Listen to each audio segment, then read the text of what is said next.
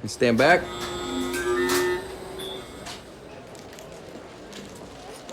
What's his temp? 102.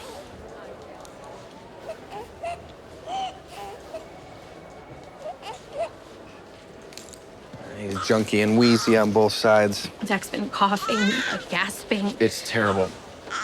Bibasilar infiltrates. What does that mean? Most likely pneumonia. April, let's start vancomycin, 40 milligrams per kilogram, and we'll get him admitted to the PICU. Oh, God. Don't worry, we've got great pediatricians. Now, you can go up with him.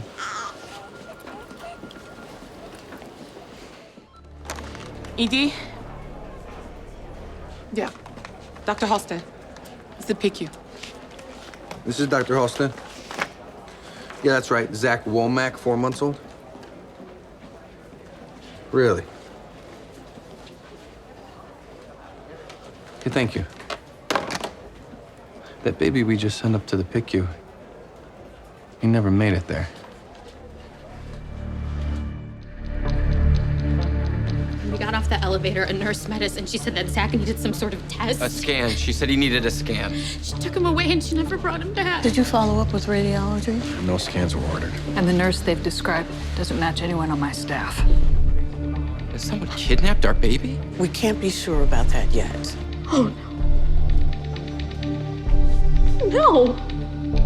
Call a code pink, tell security to put the hospital on lockdown. The ED, including trauma, goes on bypass. Until further notice, no one comes in or out. I promise you, we're going to find your baby.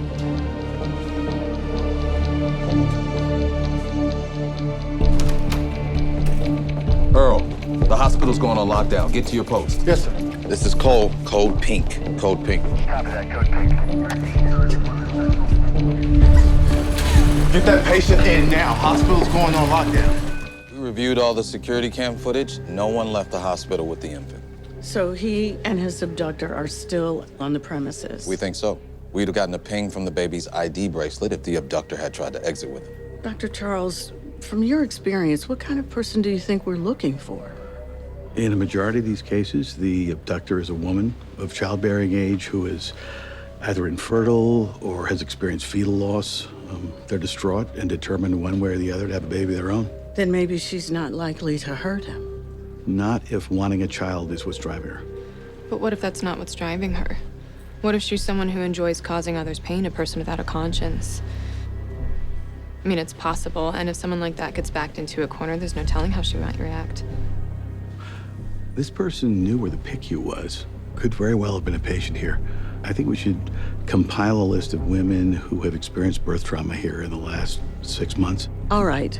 And I think it's a good idea for you to assign a psychiatrist to each search team, help diffuse any situation where the baby may be at risk.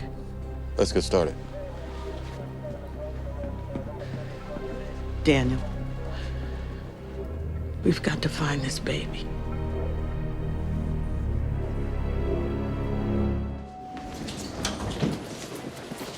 Surgical suites 1 and 3 aren't in use. You check those, we'll cover the rest. Code pink. Code pink. All hospital personnel, please report to your designated stations. Clear. So, your description of our attacker as someone possibly without a conscience, I'm just curious, what led you to that? There have been a number of cases of women murdering children. Diane Downs, Susan Smith. I don't really see the comparison, though. I mean, neither of those women abducted a baby from a hospital. You're just speculating, too. We don't know who we're dealing with. There's no guarantee she's some bereft mother who's lost a child. For all we know, she could be A psychopath? Dr. Charles, this has nothing to do with my father. And just because my opinion is different from yours doesn't make it biased. All clear. Cole here. We just got a ping off the baby's ID bracelet. She used an emergency exit stairwell, east wing. Wait.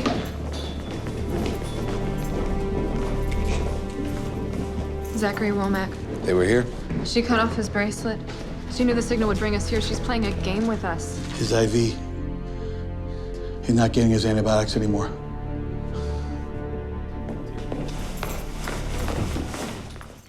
I have some news. Security compiled a list of former patients who fit the profile of our abductor, then cross-referenced them against today's visitor's log. Turns out we've got a hit. Joanna Harris. You show them the tape, please? A couple of months ago, Joanna Harris was in the ED, pregnant. She lost the baby. 22 weeks. Very sad case. So she impersonated a healthcare worker to get to the PQ.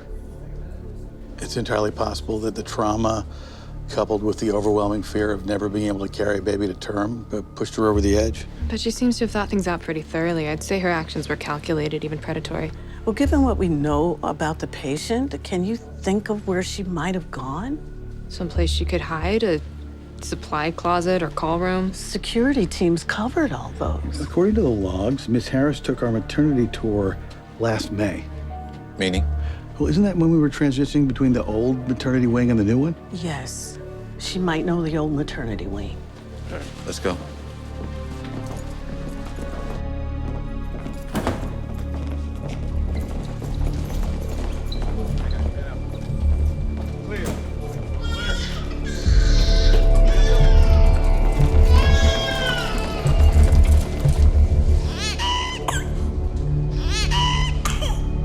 Hi, Joanna.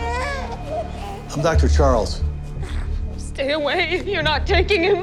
You know, the problem is the baby is very sick. You can't have him. He's mine. And I'm sure you want the best for him, right? He needs medicine, antibiotics, or else he won't get better.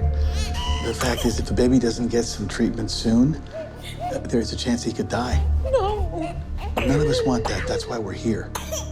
We need to get him back to his room so he can get treated. Will you let us help him?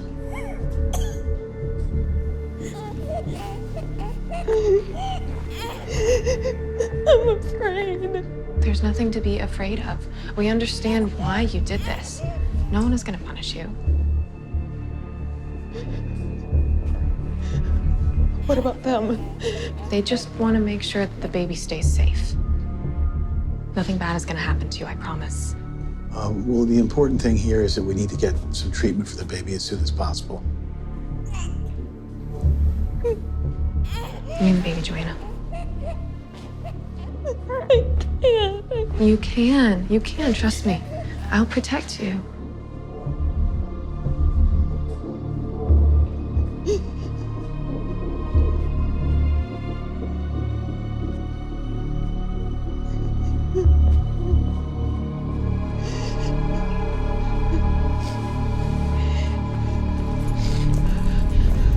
What? No, why? I gave you the baby. You lied to me. You lied to me. Why did you lie to me?